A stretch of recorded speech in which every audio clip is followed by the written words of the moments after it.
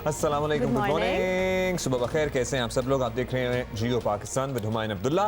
लेकिन आज हमारा साथ दे रही हैं Neelam instead of Huma. Huma is on leave for a week और thank you Neelam for being here.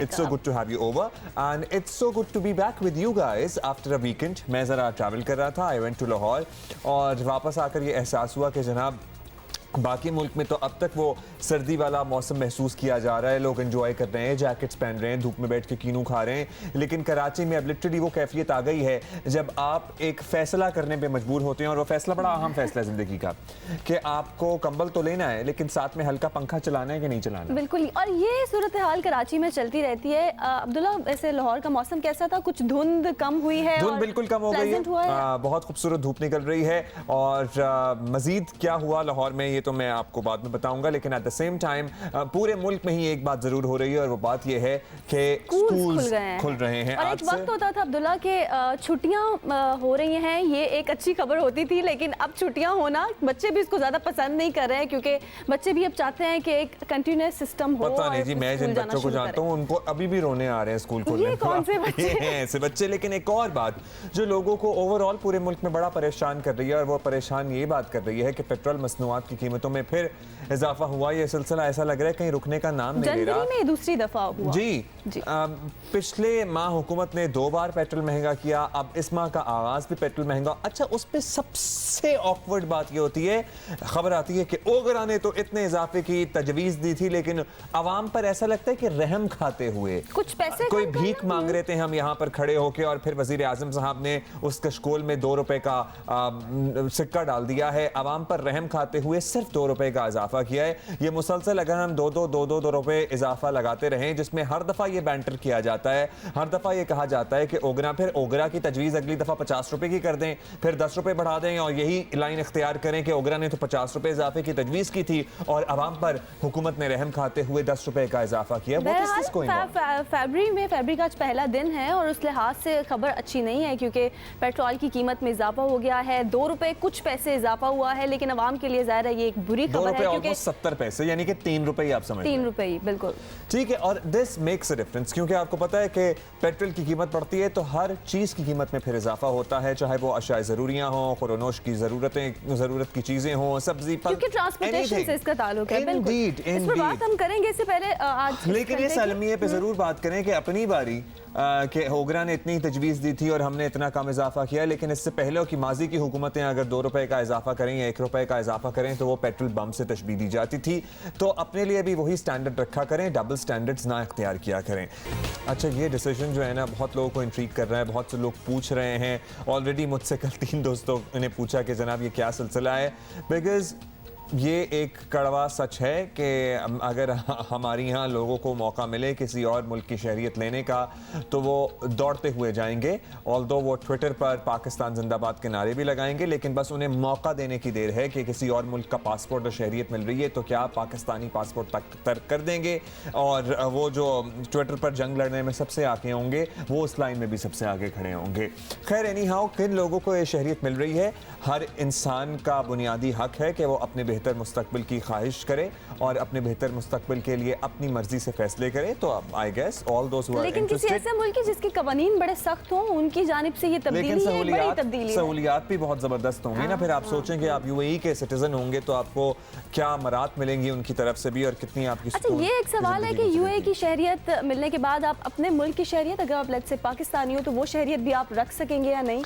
अब ये बहुत सारी डिटेल्स हैं, that comes later in the show, लेकिन अभी हम आपको सबसे पहले बताना चाहते हैं क्योंकि मुल्क भर में आज से तालीमी इदारे खुल रहे हैं, तालीमी सरगर्मियाँ बहाल हो जाएंगी, तमाम स्कूल्स, कॉलेज, यूनिवर्सिटियाँ आज से खुलेंगे फाइनली। लेकिन याद रहे कि एहतियात का दामन थामे रखना है। हम दोबारा से यहाँ पर जहाँ हमने इसी प्लेटफॉर्म पे अर्ज किया कि अब एजुकेशनल इंस्टीट्यूशंस खुलने चाहिए, कब तक हम अपने बच्चों को यूँ बंद करके रखेंगे और बच्चे लिटरली जहनी मरीज बनना शुरू हो गए हैं। वहाँ हम बच्चों और बच्चों के वालिदैन और टीचर्स से ये भी ज़रूर कहेंगे कि कोरोना ख़त्म नहीं हुआ है, तो please do not think that things are back to normal. और इवन अब्दुल्ला वैक्सीन लगवाने के बाद भी कहा जा रहा है कि आपको बेसिक जो एहतियात है, मास्क करनी पहनना, है। सैनिटाइज करना, ये तो आपको हमेशा करते रहना है। कोरोना की दूसरी लहर की वजह से तालीमी इदारे नवंबर में दोबारा बंद किए गए थे, तो ऑलमोस्ट कोई 10 हफ्ते के बाद आज तालीमी इदारे खुल रहे हैं, खुल चुके हैं। गुज़िश्ता माह इन्हें मरहलावार खोलने का ऐलान किया गया था। पहले 9वीं से 12वीं जमात के लिए तालीमी इदारे खुले और आज से तमाम स्कूल, कॉलेजेस, यूनिवर्सिटीज़ मामूल के मुताबिक अब खुल गई हैं। गुज़िश्ता हफ्ते मुल्क के कई शहरों में तलबा ने मुजाहरे भी किए थे, आपको याद होगा। उनका ये मुतालबा था कि अगर ऑनलाइन क्लासेस ली गई हैं तो ऑनलाइन इम्तहानात ही लिए जाएं। इसलिए आज यूनिवर्सिटीज़ और कॉलेजेस पर इंतजामिया की खास नज़र होगी। तमाम तालीमी इदारे कोरोना SOPs पर किस हद तक अमल दरामद कर रहे हैं, ये भी बड़ा इंपॉर्टेंट है क्योंकि इसी से मशरूत रखा गया है। जनाब, इसी से मशरूत रखा गया और इसलिए तलबा और असातिज़ा सबको ख्याल रखना होगा। और ये ज़रूर बता दें कि उन तमाम इलाकों में जहाँ अभी सर्दी की शदीद लहर जारी है, जैसे कि हमारे नॉर्दर्न एरियाज़, वहाँ पर स्कूल 15 फरवरी एंड ऑनवर्ड्स खुलेंगे। ज़रा मुल्क के मुख्तलिफ शहरों में क्या सूरत हाल है, इस्लामाबाद से एलेना वकार होंगी हमारे साथ और लाहौर से नवीन अली हमें ज्वाइन करेंगी। एलेना से पहले जान लेते हैं कि इस्लामाबाद में तालीमी इदारे एलेना अब जब खुले हैं तो क्या सूरत हाल है, बच्चों का कैसा रवैया है, क्या खुश नज़र आ रहा है और SOPs पर अमल दरामद किस हद तक हो रहा है? जी बिल्कुल, तवील अरसे बाद जो है वो तालीमी इदारे खुले हैं। SOPs पे अगर मैं बताऊं तो SOPs पर काफ़ी हद तक अमल दरामद हो रहा है। बच्चों की अटेंडेंस काफ़ी ज़्यादा देखने में आई है, मुसलसल जो है वो बच्चे आ रहे हैं और कोई भी बच्चा ऐसा नहीं था जो मास्क के बगैर आया हो। मुख्तलिफ जगहों पे जो है वो टीचर्स थी, एक टीचर जो है वो सोशल डिस्टेंसिंग फॉलो करवा रही है, एक टीचर टेम्परेचर मुसलसल चेक कर रही थी और इसी तरह एक टीचर जो है वो सैनिटाइज़ करा रही थी। क्लासरूम्स का विजिट किया है तो उधर भी यही है कि सोशल डिस्टेंसिंग पे जो है वो स्ट्रिक्टली फॉलो किया जा रहा है और जगह जगह स्टैंडीज़ लगाई गई हैं जिन पर हिदायत लिखी गई हैं SOPs पे अमल करने से। और स्कूल की टाइमिंग्स भी इस तरह हैं जिस तरह अक्सर स्कूल में पेपर्स हो रहे हैं तो वो जो है 12 बजे तक उनको उनकी टाइमिंग्स कर दी गई हैं। उसके बाद वही बैक टू नॉर्मल हो जाएगा, 8:30 से 1:30 बजे तक टाइमिंग होंगी स्कूल की। और ज़्यादा गैदरिंग मत हो, बच्चे आपस में मिक्सअप मत हो, तो इसके लिए ब्रेक जो है वो उन्होंने नहीं रखी है कि बच्चे ब्रेक नहीं होगी, कैंटीन में नहीं जाएंगे तो ज़्यादा वो मिक्सअप नहीं हो सकेंगे। सही, ब्रेक नहीं रखी है, ज़्यादा बच्चों को मिक्सअप करने से रोकने के तमाम इक़दाम किए गए हैं। एलेना, आपसे और भी बातें करेंगे कि इसमें कितने बच्चे खुश नज़र आए आपको और कितने बच्चे अभी भी उदास हैं इतना घर बैठने के बाद। लेकिन हम पहले नवीन के पास चलेंगे, लाहौर। नवीन, आप बताइए लाहौर में मुख्तलिफ स्कूल्स में क्या आपको सूरत हाल नज़र आई है? एंड अब जहाँ तक मुझे मालूमात हैं अभी स्कूल्स डेली बेसिस पे नहीं खुल रहे हैं ज़्यादातर, तो हर स्कूल का अपना प्लान है कि 2 दिन बाद बच्चे आएंगे या क्या होगा? जी, ये प्लान जो है ये गवर्नमेंट की तरफ से जारी किया है जिसको फॉलो करना तमाम निजी और सरकारी स्कूलों पर लागू होगा कि 50% बच्चे एक दिन आएंगे जबकि अगले 50% बच्चे अगले दिन आएंगे और हफ्ते में 3 क्लासेस 50% बच्चे लेंगे और 3 क्लासेस जो है अगले 50% बच्चे, यानी मरहलावार जो है इनको खोला गया। और ये जो कानून है ये तमाम तर स्कूलों पर लागू किया गया है। उसके अलावा जो बच्चे यहाँ पर आ रहे हैं, बच्चों से ज़्यादा खुश उनके पेरेंट्स दिखाई दे रहे हैं क्योंकि बच्चों ने शायद छुट्टियों में बहुत ज़्यादा तंग किया है और जो पेरेंट्स हैं वो ज़्यादा खुश हैं कि उनके बच्चे फाइनली अब स्कूल जाएंगे और उनको अभी कुछ घंटों के लिए जो है शरारती बच्चों से ज़रा जो है सुकून मिलेगा। तो बच्चे जो आ रहे हैं उनमें से कुछ बच्चे हैं जो सुबह सुबह रो भी रहे थे और उनकी आंखों में आंसू भी थे, लेकिन ज़्यादातर बच्चे ऐसे थे जो कि खुश थे और वो अपनी फेलो से मिल के, अपनी टीचर से, अपने फ्रेंड से मिलने के लिए बहुत ज़्यादा एक्साइटेड भी दिखाई दे रहे थे। और उनका ये कहना था कि उनको तो कुछ बच्चों को तो रात भर नींद ही नहीं आई कि उन्होंने सुबह स्कूल जाना है। तो इस तरह की मिली जुली जो सूरत हाल है वो यहाँ पर नज़र आ रही है। ताहम जो SOPs हैं उनको प्रॉपर तरीके से यहाँ पे फॉलो किया जा रहा है।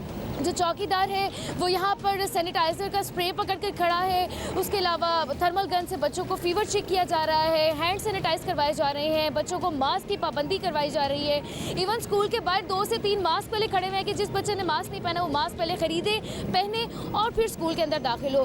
तो SOPs के ऊपर जो है वो प्रॉपरली फॉलो किया जा रहा है और जो बच्चे हैं वो भी अब तो काफ़ी ज़्यादा वाकिफ़ हो चुके हैं। उनको ज़ाती तौर पर ये मालूम है कि कोरोना से बचना है तो किन SOPs को फॉलो करना है, अगर छुट्टियां दोबारा नहीं लेनी तो स्कूल किस तरह से जाना है। स्कूल्स में तो ये करने हैं SOP फॉलो नवीन, लेकिन एक और मरहला होता है स्कूल्स आने और स्कूल से वापस घर जाने का। वो जो हमारा वैगन और रिक्शों में सूरत हाल होती है ना, वो बड़ी डिस्करेजिंग होती है। तो एलेना, आपसे जान लेते हैं, आप जहाँ मौजूद हैं, आपने आते हुए जहाँ देखा, क्या वैन वाले भी SOPs वगैरह का कुछ ख्याल कर रहे हैं?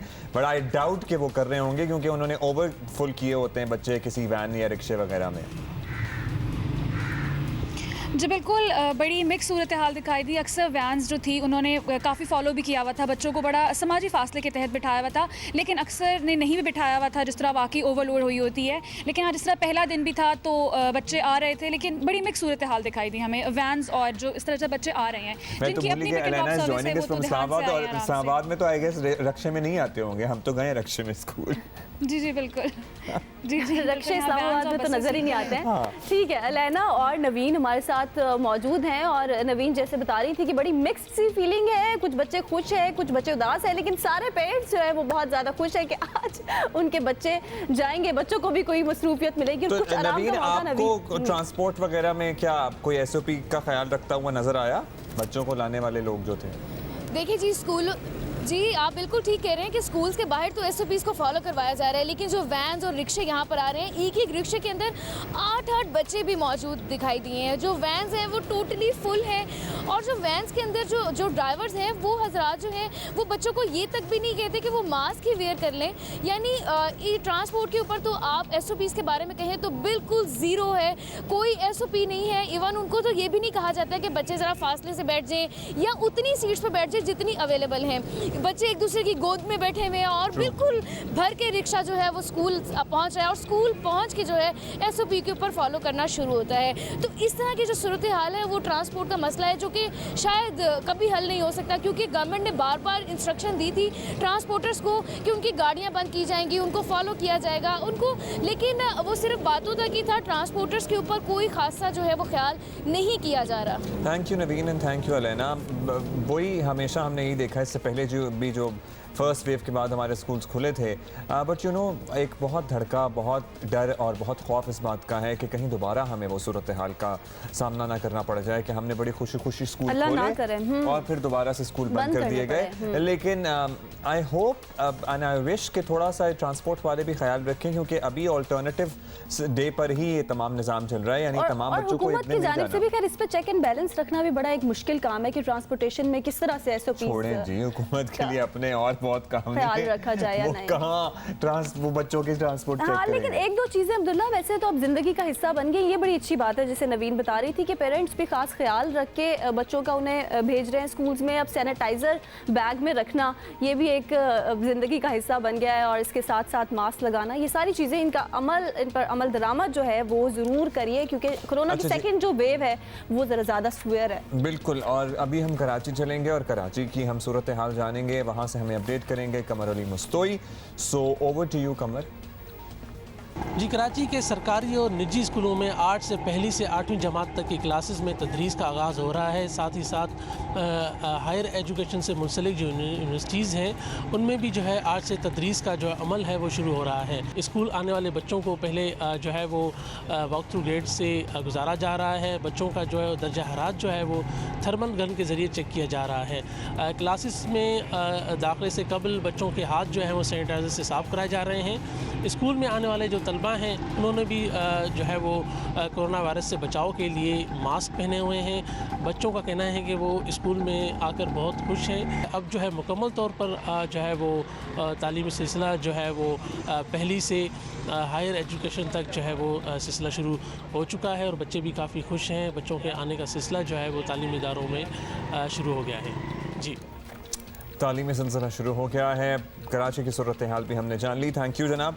आप अपने एक्सपीरियंसेस हमसे शेयर कर सकते हैं जियो पाकिस्तान टीवी पे। अगर आप स्टूडेंट हैं तो भी हमें लिखिए, अगर आप पेरेंट हैं तो भी हमें लिखिए कि व्हाट डू यू फील, क्या चेंजेस होनी चाहिए। यहाँ पे कराची में कुछ प्राइवेट स्कूलों का मैं सुन रहा हूँ कि अभी भी उनके वालिदैन जो हैं रिलक्टेंट हैं। जब पूछा बच्चों के वालिदैन से कि जनाब आप अपने बच्चों को स्कूल भेजेंगे या नहीं भेजेंगे, तो अभी भी बहुत सौ के वालिदैन रिलक्टेंट हैं कि हमने बच्चों को स्कूल नहीं भेजना। बट आई गेस आपके बच्चों की डेवलपमेंट के लिए बेहतर है कि अब वो घर से निकल कर दोबारा से स्कूल के सिस्टम या कॉलेज और यूनिवर्सिटी जाएं।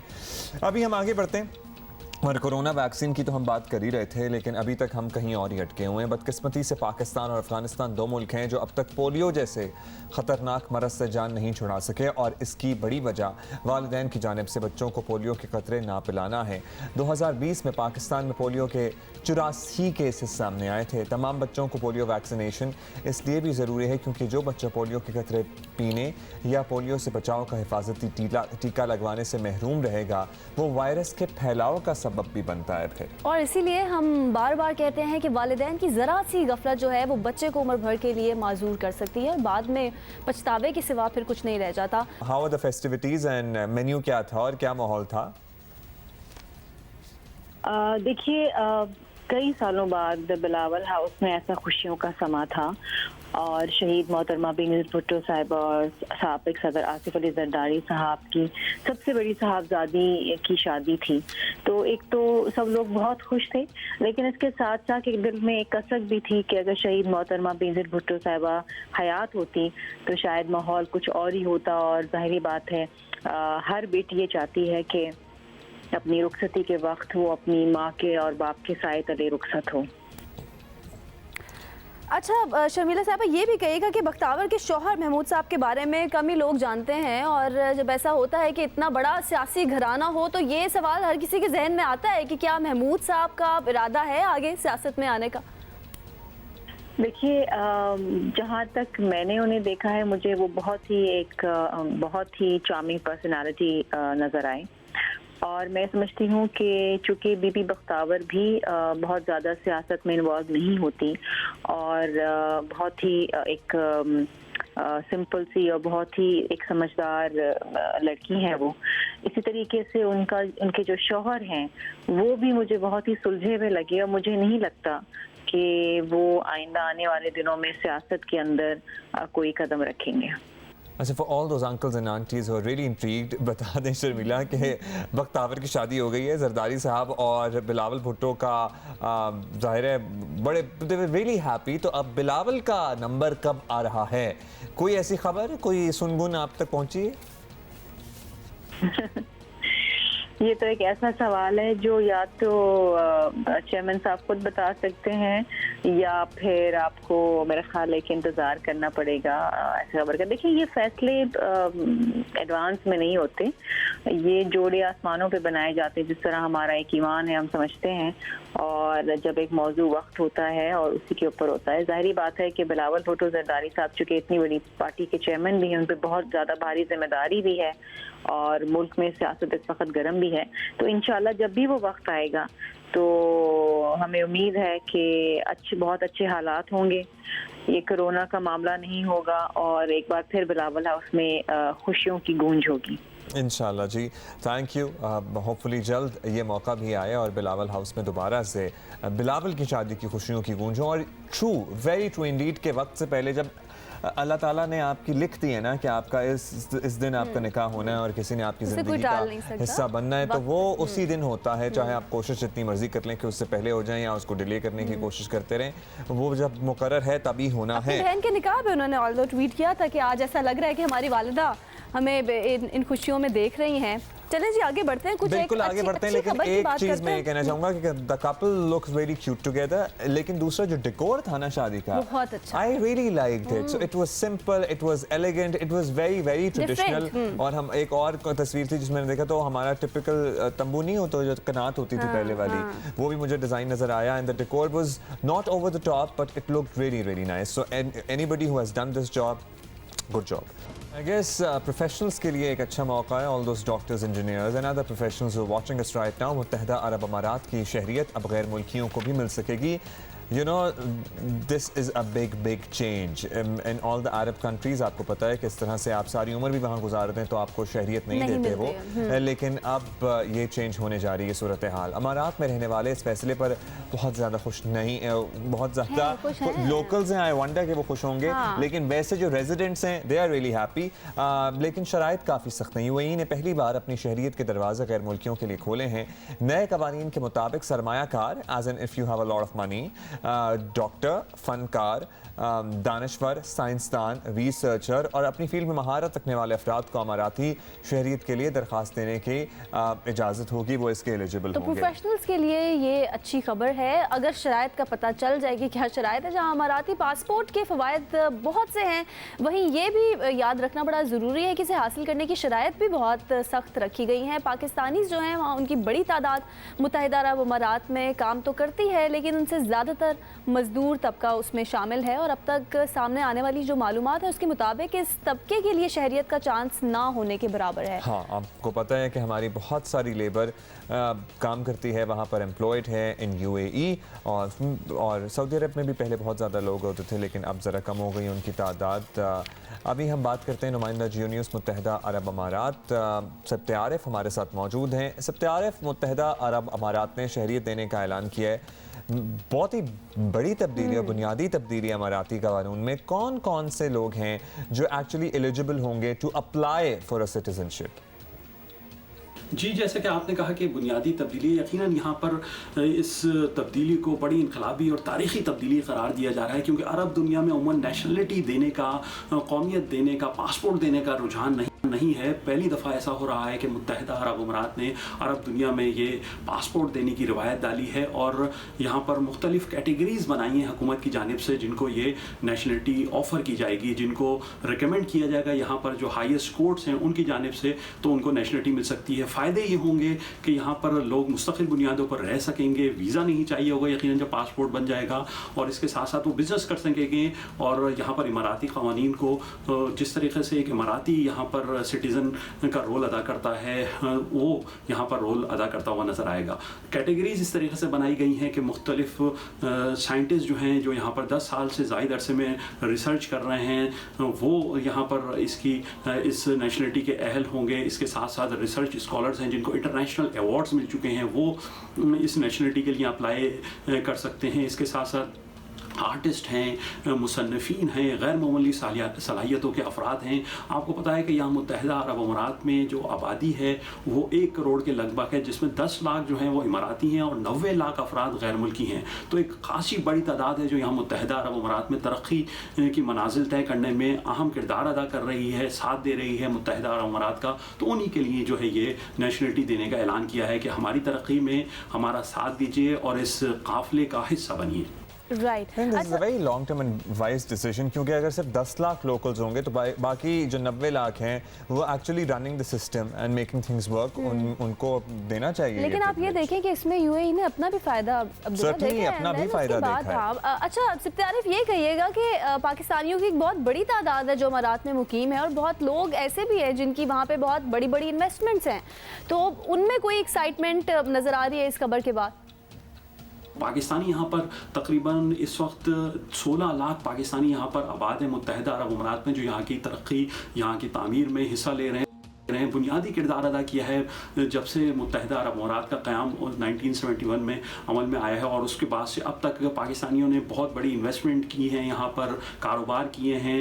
आपको याद होगा 2 साल पहले जब गोल्डन वीज़ा, जो 10 साल का मुस्तकिल वीज़ा इन्होंने देने का ऐलान किया, तो कई पाकिस्तानियों को जो है वो गोल्डन वीज़ा मिला था और अब जो है ये नेशनलिटी देने का यहाँ पर ऐलान किया गया है। तो पाकिस्तानी भी काफ़ी पुरजोश हैं और जुस्तजू में हैं कि वो भी यहाँ पर मुस्तकिल शहरियत हासिल कर सकें। बिल्कुल, जुस्तजू में तो पाकिस्तानी भी होंगे, अमरीकी भी होंगे, बाकी दुनिया के बड़े बड़े ममालिक से लोग होंगे, trust me, who would really like to be a part of। और जब सिस्टम इतना अच्छा हो, इतनी फैसिलिटीज हो, तो कोई ज़ाहिर है बहुत से लोग चाहेंगे, और बहुत से लोग हैं जो बड़े अरसे से, बहुत सालों से अब वहाँ रह रहे हैं और उन्होंने अपने बिजनेस वहाँ स्टैब्लिश किए, उन्होंने अपना ज़िंदगी का टाइम और अपना पैसा और अपनी एनर्जीज इन्वेस्ट की हैं इन ममालिक में। तो this is a great opportunity for all दोस्त कि अब आप सिर्फ आउटसाइडर नहीं रहेंगे, you would not only be a resident, आप एक सिटीजन भी होंगे UAE के। So good luck for all those who want to apply. बाकी जिनको नहीं मालूम उनको हमने बता दिया है, तो you can read up on this on internet. भाई बड़ा ही रोमांटिक किस्म का नया गाना है, वैसे भी फरवरी का आगाज़ हो गया है, तो अब हम किसी दिन को तो नहीं मनाते, लेकिन वैसे ही अगर मोहब्बत किसी महीने, किसी दिन के साथ एसोसिएट हो भी जाए तो इसमें हर्जी क्या है। सो खुरम तो हमारे साथ मौजूद होंगे और खुरम से कुछ हम सॉन्ग्स भी सुनेंगे। अभी एक अच्छी खबर जिसकी हम पहले भी बात कर रहे थे टॉप स्टोरी से पहले, चीन से कोरोना वैक्सीन लाने वाला तैयारा जनाब साहब पाकिस्तान पहुंच गया है। साइनोफार्म वैक्सीन है, इसकी पहली खेप पाकिस्तान पहुंच चुकी है। एक तसल्ली सी हुई है, हालांकि अभी हमें वैक्सीन लगने का कोई चांस नहीं है, लेकिन फिर भी एक तसल्ली हुई है ये वैक्सीन को पहुंच के देखते हुए ना। तो इस पे हम बात भी करते हैं, तफसील भी जानेंगे और लेट्स सी, यही कहा जा रहा है कि पहली खेप में ये डॉक्टर्स और मेडिकल जो एसोसिएट्स हैं उनसे मुताल्लिक लोगों को ही लगाई जाएगी। वज़ीर ख़ारजा शाह महमूद कुरैशी साहब is eagerly involve in this process, तो उनसे भी बात करते हैं और उनसे जान लेते हैं। बहुत शुक्रिया शाह साहब, आपने वक्त दिया। शाह साहब, पहली खेप पहुंची है, कुछ बताइए कि कितनी डोजेज़ हैं इसमें और सबसे पहले कहाँ से ये प्रोसेस शुरू होगा? ये डोजेस तो जो अब आई हैं ये 5 लाख है और ये चीन ने पाकिस्तान को बतौर एक तोहफा पेश की है, जानते हुए कि पाकिस्तान की ज़रूरत है और हमें अपने फ्रंट लाइन वर्कर्स को महफूज करना है। आपके इल्म में है कि हमारे डॉक्टर्स ने, हमारे नर्सिंग स्टाफ ने, पैरामेडिक्स ने बहुत हिम्मत से मुश्किल हालात में खिदमत सर अंजाम दी और बहुत से लोग हमसे जुदा भी हुए। तो अब हमारी कोशिश है कि पहले उन फ्रंट लाइन वर्कर्स को हम महफूज करें जिनका एक्सपोजर आम शहरी से ज़्यादा होता है। उसके बाद वो हमारी सोसाइटी का तबका जो ज़ईफ़ लोग हैं, जो किसी और बीमारी में मुब्तला है और ज़्यादा आसानी से इसका शिकार हो सकते हैं, उनको तरजीह दी जाए और एक शफाफ तरीके से एक ऐसा निज़ाम मुरतब किया जाए जिसके ज़रिए लोग अपने आप को रजिस्टर भी करवा सके और उनको बाकायदा अपने शनाख्ती कार्ड के जरिए आसान तरीके से अपने घर बैठ के लिटरली ये मनाजिर देख के और आपकी बात सुन के ना शाह साहब बड़ी तसल्ली हो रही है कि चलें हमारे यहाँ भी प्रोसेस शुरू तो हुआ, ये शुरू ही नहीं हो पा रहा था इतने दिन से। बिल्कुल। अच्छा शाह महमूद कुरैशी साहब, एक टेम्परेचर भी बड़ा एक इम्पॉर्टेंट रोल है उसका वैक्सीन के मामले में, तो वो किस तरह से प्रोसेस होगा और मुस्तकबिल में, ये तो पहली खेप आई है, अभी मुस्तकबिल में कितनी डोजेज मजीद पाकिस्तान 5 लाख से तो जाहिर है हमारा नहीं गुजारा हो सकता है इवन इनिशियली। ऑब्वियसली ये तो इब्तदा है और ये इब्तदा उन फ्रंट लाइन वर्कर्स के लिए है, हमें मजीद दरकार है।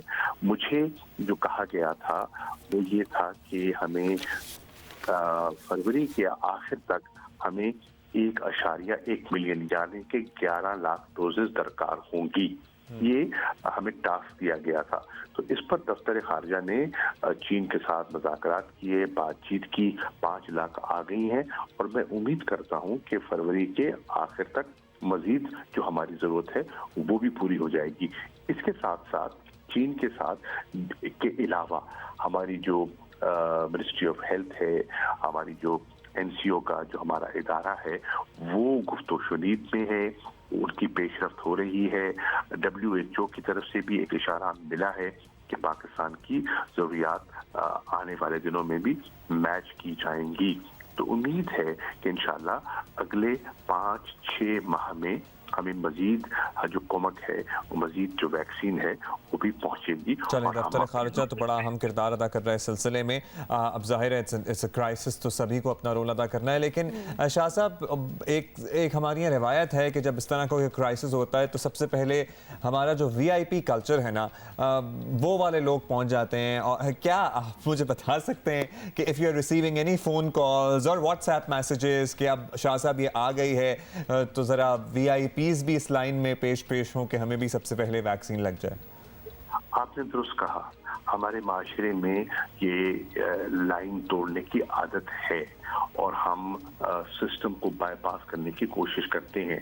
मेरी दयानतदाराना राय ये है, एक शफाफ सिस्टम हमारी हेल्थ मिनिस्ट्री को राइज करना चाहिए और जो ज़रूरतमंद है, चाहे वो बड़ा है छोटा है, ज़रूरतमंद VIP होना चाहिए। जो ज़्यादा ज़रूरतमंद है वो है मेरी नज़र में इम्पोर्टेंट पर्सन, और अगर हम उस मयार से आगे बढ़ेंगे हमारे लिए आसानी भी होगी और उंगलियां भी कम उठेगी।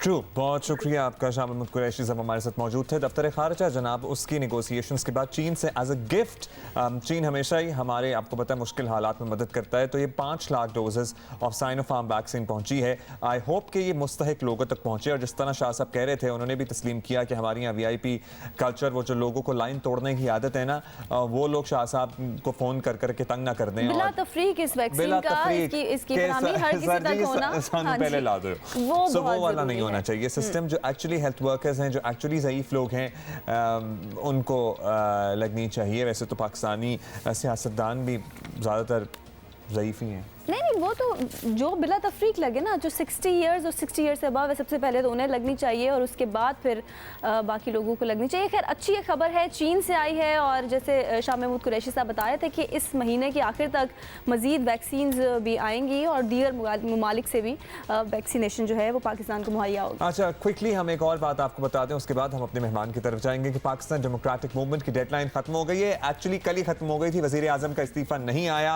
सो हम इंतज़ार करते रहे। पीडीएम वालों से हमने पूछा भी कि जनाब आप तो कह रहे थे अब अपोजिशन इत्तेहाद क्या कर लेगा। अपोजिशन खुद भी ज़्यादा क्लियर नहीं है। दिसंबर में पीडीएम के सरबराही इजलास के बाद ऐलान किया गया था कि वज़ीर आज़म 31 जनवरी तक इस्तीफ़ा दें, ना दिया तो उसके बाद पीडीएम लॉन्ग मार्च की तरफ जाएगी। अब जब कुछ नहीं हुआ तो हुकूमत की जानिब से ताने तो मिलने हैं। 31 जनवरी की डेडलाइन देकर पीडीएम खुद सर्दियों की छुट्टियों पे चले गई थी। पीडीएम जो है वो इन डेडलाइंस के बोझ तले दब के खुद जो है वो डेड हो गई है। हमें तो पहले भी शक शुबा नहीं था कि इस्तीफा देने का इनका कोई इरादा ना था, ना है। सिंध की हुकूमत बिल्कुल नहीं छोड़ेंगे, बिल्कुल नहीं छोड़ेंगे। ये इस्तीफे देने की बातें हैं। अब कहा जा रहा है मुनासिब वक्त पे देंगे। मुनासिब वक्त कौन सा होगा? मैं समझता हूँ मुनासिब वक्त जो है वो सन 2023 है। पीडीएम इस वक्त ख़त्म है, आपस में इख्तिलाफ है, ये ना सड़कों पे निकलेंगे ना इस्तीफा देंगे। और मुझे तो नज़र आ रहा है कि आइंदा सियासत में ये होंगे ही नहीं। नवाज शरीफ अपनी चोरी में पकड़ा जाएगा, जरदारी की पार्टी सब अपनी चोरी में पकड़े जाएंगे, मौलाना साहब अपनी जायदादों का हिसाब नहीं दे सके। मुझे तो नज़र आ रहा है कि इंशाअल्लाह ताला अगर इस मुल्क में इंसाफ हो तो ये सब लोग जेल में जाएंगे और ईमानदार लोग पाकिस्तान में हुकूमत करेंगे। और अपोजिशन की जानिब से कहा जा रहा है कि अब अभी जल्दी किस चीज़ की है, हुकूमत को घर भेजने की हिकमत अमली भी हम बना लेंगे। हिकमत अमली जो होती है सियासत में, वो ज़रूरी नहीं होता कि आप बिल्कुल सीधे ही जा रहे हैं तो जाते जाएं, आपको कभी कभार जिग-जैग भी होना पड़ता है। लेकिन हदफ बिल्कुल वाज़ेह है और टारगेट जो है वो बिल्कुल क्लियर है। टारगेट ये है कि इस सिलेक्टेड हुकूमत को घर भेजना है। कि जिग-जैग और यू टर्न में बहुत फ़र्क है। यू टर्न तो यह जो आपने कहा बिल्कुल उससे उलट जाओ। जिग-जैग ये है कि टारगेट बिल्कुल क्लियर है, जाना वहीं है, लेकिन आप सीधे जा रहे हैं, ज़रा लेफ्ट राइट हो सकते हैं, जाना वहीं है, पीछे नहीं मुड़ना। पीडीएम का इजलास अब 4 फरवरी को तय है। बज़ाहिर इस्तीफ़ों का ऑप्शन अब अपोजिशन के सामने नहीं है, लेकिन नॉन मार्च हो सकता है, लेकिन वो भी सेनेट इंतखाबात के बाद अपैरेंटली।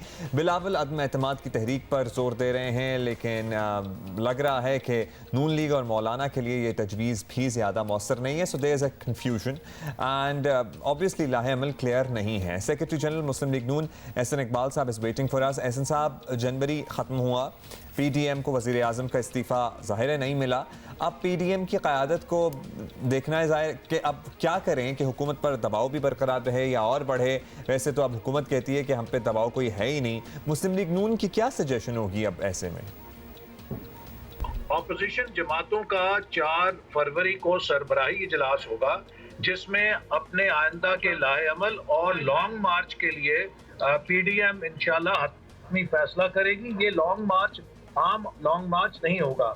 इसमें पाकिस्तान भर से 10 जमहूरी कुव्वतें, पाकिस्तान के मजदूर, किसान, नौजवान, ताजर, उस्ताद, नौकरी पेशा, हर तबका जो इस हुकूमत की महंगाई से, इस हुकूमत की नाकाम पॉलिसियों से इस वक्त दसा हुआ है, वो सब आप देखते हैं कि रोज़ाना इस्लामाबाद में आकर मुजाहरे करते हैं। कहीं ये अस्पतालों को प्राइवेटाइज कर रहे हैं, कहीं ये किसी और जगह सरकारी इदारों से लोगों को बेदरेग निकाल रहे हैं, चूँकि ये टैक्स वसूल नहीं कर सके, अब इनके पास तनख्वाहें देने के लिए पैसे नहीं हैं। तो कौम का हर तबका इस वक्त जख्मी है इनसे। कौम का हर तबका इनको घर भेजने के लिए जिद्दोजहद भी कर रहा है और दुआ भी कर रहा है। तो जब ये लॉन्ग मार्च होगा, आप देखेंगे कि पूरे मुल्क से एक तारीखी लॉन्ग मार्च होगा और फिर ये हुकूमत उस अवामी दबाव के आगे नहीं ठहर सकेगी। एहसन इकबाल साहब, अभी आप लोग सेनेट इंतखाबात की तैयारी में मसरूफ़ होंगे, फिर हुकूमत के साथ कब्जा ग्रुपों वाले इल्ज़ामात का भी कुछ तबादला चल रहा है, तो ऐसा लग नहीं रहा कि फरवरी मार्च में इस्तीफ़ों या फिर लॉन्ग मार्च जैसा कोई बड़ा कदम सामने आने वाला है? तो इसका मतलब है 1-2 महीने हुकूमत को मज़ीद दे रहे हैं आप? नहीं, देखिए, जहाँ तक सेनेट का ताल्लुक है उसमें तो हमारी जमात की और खुद पीपल्स पार्टी की, जिनका सेनेट के अंदर नशिस्तें लेने का इस्तेकाक भी था, हमारी ये राय थी कि हमें सेनेट को खुला नहीं छोड़ना चाहिए। तो गालबन मार्च के पहले हफ्ते में सेनेट के इंतखाबात मुकम्मल हो जाएंगे और इसके बाद फिर पीडीएम अपनी पूरी ताकत से इस हुकूमत के खिलाफ दबाव बढ़ाएगी और फिर इसको घर भेजेगी इंशाल्लाह। बहुत शुक्रिया आपका एहसन इकबाल साहब। बाय द वे, पेट्रोल की जो मुसलसल बढ़ती कीमतें हैं ना, उस पर भी हम ज़रा भरपूर एहतजाज और भरपूर आवाज़ की तवक्को कर रहे थे। एज एन अवाम ज़रा चाह रहे थे कि अपोजिशन उस पर आवाज़ उठाए, लेकिन आज सच कोई भरपूर आवाज़ उठ नहीं रही है अपोजिशन की तरफ से। बस सरसरी से बयानात हैं। खुर्रम इकबाल इस बिदास, मैंने तो अपनी फरमाइश डाल दी है, नींद ना आए तेरे बिना, हम इनसे सुनेंगे। लेकिन उससे पहले एक बयान जिसने कहा मेरी तो कम से कम नींद उड़ा दी, और बहुत से लोगों की नींद उड़नी भी चाहिए, क्योंकि ये बयान इटसेल्फ एक अलमिये से कम नहीं लग रहा। वज़ीर आज़म इमरान खान को हर 5 साल बाद इंतखाबात होना मुल्क की तरक्की के तसलसल को तोड़ने जैसा लग रहा है। कौम की रहनुमाई के लिए मुतबादिल जमहूरी हल भी बता दें तो अच्छा हो। और उस वज़ीर आज़म का नाम भी बताएं by the way, Imran Khan साहब, जिसे 5 साल नसीब हुए हों बतौर वज़ीर आज़म। तकरीब से खिताब में वज़ीर आज़म ने कौमों की तरक्की का फार्मूला बताते हुए हर 5 साल बाद इंतखाबात को अलमिया करार दिया। Surprised, but let's listen to this. हमारा जो मुल्क में अनफॉर्चुनेटली एक बहुत बड़ा अलमिया हुआ, वो ये कि डेमोक्रेसी के अंदर जो हर 5 साल के बाद इलेक्शन होता था, इस इलेक्शन की वजह से लॉन्ग टर्म प्लानिंग नहीं हुई। अगर चाइना को आज हम देखते हैं कि दुनिया की सबसे तेज़ी से बढ़ती हुई इकोनॉमिक पावर और सुपर पावर बने जा रहा है, तो चाइना की अगर आप सारी स्टडी करें, डेवलपमेंट का जो उनका जो मॉडल है वो लॉन्ग टर्म प्लानिंग का है। तो हमारा बदकिस्मती से क्या हुआ है, 5 साल की टर्म होती है, कोशिश ये होती है कि 5 साल के बीच में जो भी चीज़ कंप्लीट हो जाए ताकि पब्लिक को दिखाएं, फिर बहुत ज़्यादा अरबों रुपया इश्तिहारों पे खर्च करें और फिर उसके ऊपर इलेक्शन जीत जाएं। अच्छा, इंटरेस्टिंगली ये जो वज़ीर आज़म बात कर रहे हैं, ये चीन मॉडल की बात कर रहे हैं, लेकिन जिन तरक्की याफ्ता मगरबी ममालिक की मिसालें देते वज़ीर आज़म थकते नहीं हैं, वहाँ अगर हम देखें तो बाकायदगी से इलेक्शन कराने की रिवायत दहाइयों से कायम है। और फिर हमारे मुल्क में सवाल ये भी है कि हर 5 साल बाद इंतखाबात कराने की प्रैक्टिस रही कहाँ है? ये अहम तरीन सवाल है कि ये कहाँ होता रहा है बाय द वे। आमरीत के 3 लंबे द्वार के बाद फिर अब मुकर्ररा वक्त पर इंतखाबात होने लगे हैं, वरना पहले कौन सी हुकूमत अपनी मुद्दत पूरी करती आई है? और अगर नीलम हुकूमत अपनी मुद्दत पूरी कर भी ले, जो कि अभी शुरू हुआ है, for your very kind information, तो किस वज़ीर आज़म को बहैसियत वज़ीर आज़म 5 साल मिले? वज़ीर आज़म का जमहूरी अमल के तसलसल को अलमिया कहना समझ से बालातर है, अनफॉर्चुनेट कहना बहुत दुख की बात है। अगर वज़ीर आज़म इमरान खान साहब को मौजूदा जमहूरी निज़ाम का कोई मुतबादिल नज़र आ रहा है तो उसका जिक्र भी कर देना चाहिए, क्योंकि दुनिया में और भी बहुत ममालिक हैं जिन्होंने तरक्की की है, तरक्की की मनाजिल तय की हैं और वहाँ जमहूरियत की बुनियादें मौजूद हैं। इमरान खान साहब को ये भी देखना चाहिए कि ख़ुद वो भी इंतखाबात के नतीजे में ही आज वज़ीर आज़म बने बैठे हैं। अब इसी पे हम बात कर लेते हैं। पार्लिमानी निज़ाम कानून साजी पर काम करने वाली तंजीम पिलटैट के सरबरा अहमद बिलाल महबूब साहब, बहुत शुक्रिया अहमद बिलाल साहब। अहमद बिलाल साहब, वज़ीर आज़म समझते हैं कि पाकिस्तान में हर 5 साल बाद इलेक्शन होना लॉन्ग टर्म प्लानिंग के रास्ते में रुकावट है और वो इस अमल को एक ट्रेजेडी कहते हैं, अनफॉर्चुनेट कहते हैं, अलमिया कहते हैं। आपके क्या कमेंट्स हैं इस स्टेटमेंट पे? ये लिमिटेशन तो है, लेकिन इसके बहुत से फ़ायदे हैं। लोग इस लिमिटेशन को मद्देनज़र रख के आगे बढ़ते हैं और बड़ी तेज़ी के साथ काम करके लोगों को दिखाना चाहते हैं कि देखिए हमारी टर्म मुकम्मल हो गई और हमने ये काम कर दिए, हमको दोबारा मुंतखब किया जाए।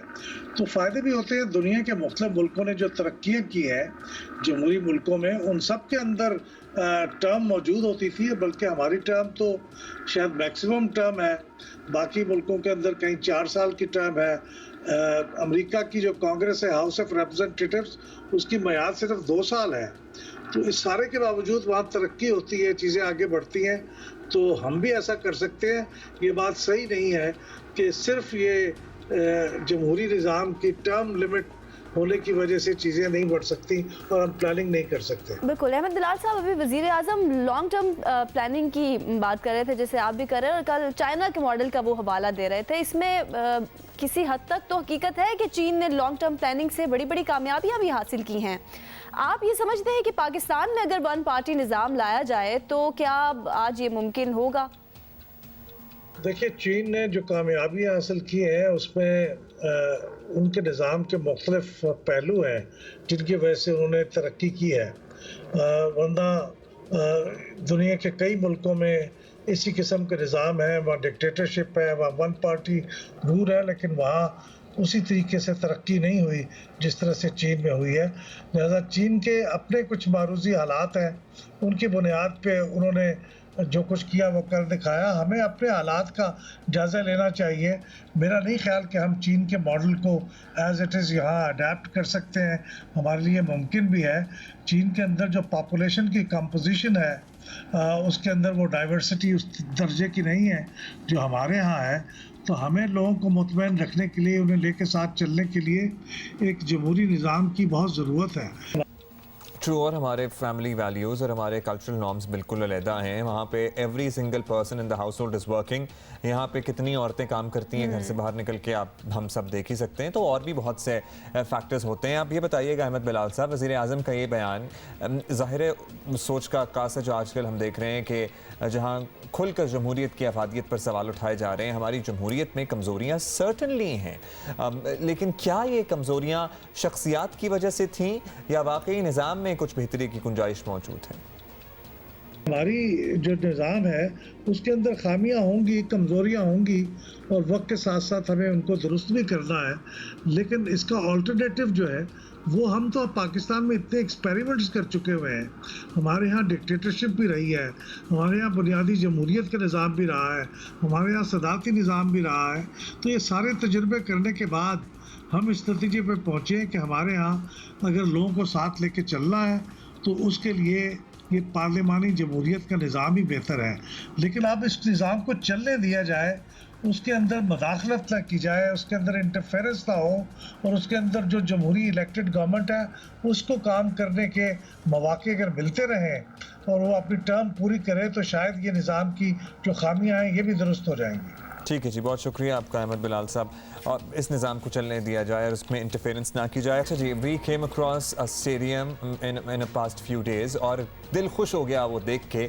गवादर क्रिकेट स्टेडियम की हम बात कर रहे हैं। खूबसूरती के चर्चे अब दुनिया भर में हो रहे हैं, पाकिस्तान में तो थे ही, और अब आईसीसी ने भी गवादर क्रिकेट स्टेडियम गुज़िश्ता रोज़ जो है वो लगाया, जकड़ लिया इनफैक्ट आईसीसी को जनाब। They are talking about it as well. बहुत ही खूबसूरत तस्वीर जनाब। ट्विटर पर आईसीसी ने स्टेडियम की तस्वीर शेयर करते हुए पूछा कि बलोचिस्तान में गवादर क्रिकेट स्टेडियम से ज़्यादा खूबसूरत मैदान कोई है तो दिखाएं।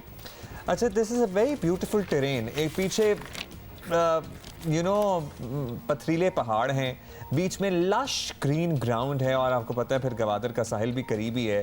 सो हम तो बहुत ही मुतासर हैं, और बहुत अच्छा, a lot of people are going and visiting the stadium. So आप भी जा सकते हैं गवादर, और आप गवादर क्रिकेट स्टेडियम में खेल सकते हैं with a few locals who are really really talented.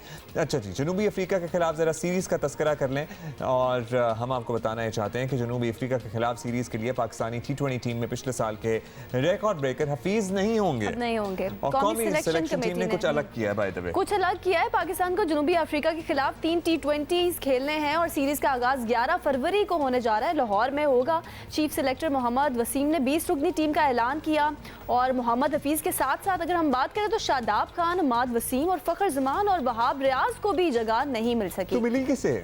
गुज़िश्ता साल इंटरनेशनल क्रिकेट में मोहम्मद हफीज़ ने T20 में सबसे ज़्यादा रन्स बनाए थे, तो ये एक बड़ी सरप्राइजिंग चीज़ है कि इस दफ़ा हफीज़ नहीं होंगे। टीम ऐलान पर उनका बस यही ट्वीट सामने आया कि अल्लाह सब्र करने वालों के साथ है, तो हफीज़ के लिए आई गेस कुछ नए टैलेंट को चांसेस दिए जा रहे हैं। टेस्ट क्रिकेटर सिकंदर बख्त हमारे साथ मौजूद हैं। सिकंदर, पिछले साल आलमी T20 क्रिकेट में सबसे ज़्यादा रन स्कोर करने वाले मोहम्मद हफीज़ साउथ अफ्रीका के खिलाफ होम सीरीज स्क्वाड का हिस्सा नहीं है।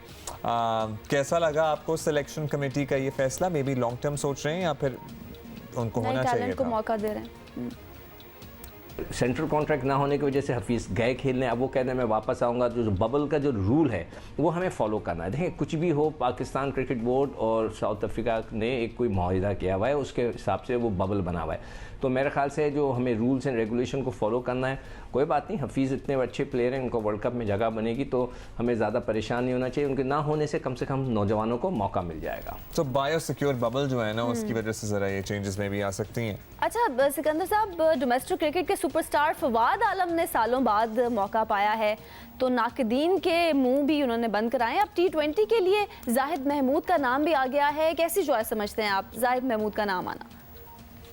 देखें, जाहिद महमूद जो है बहुत अच्छे बॉलर हैं, वो डोमेस्टिक क्रिकेट में अच्छी परफॉर्मेंस दे रहे हैं। वो उनका केस वैसे ही है जैसे कि फवाद आलम का है, और नुमान का भी वही था। नुमान ने आया, परफॉर्मेंस दी, फवाद आलम आए, उन्होंने परफॉर्मेंस दी। तो अब जाहिद महमूद की बात है, उनका ताल्लुक छोटे से शहर दादू से है, तो उनको खिलाना चाहिए, अच्छा मौका है। मगर इशू उनके साथ आएगा, वो ये आएगा कि उस्मान कादिर ने ऑलरेडी जो है पिछले जो सीरीज़ हुई थी जिम्बाब्वे की, उसमें वो मैन ऑफ द सीरीज़ हुए हैं, तो वो उनको ड्रॉप करके इनको खिलाना, ये थोड़ा सा क्वेश्चन मार्क आ रहा है। तो देखते हैं, मेरे ख्याल से तो उनको टेस्ट मैच की टीम में भी होना चाहिए था, जो सेकंड टेस्ट मैच हो रहा है, और 2 स्पिनर खेल सकते थे। खैर एनीवे, अब देखते हैं कि उनको मौका मिलता है, अल्लाह करे वो भी परफॉर्मेंस दें। बहुत हार्ड वर्किंग हैं, बहुत अच्छे बॉलर हैं।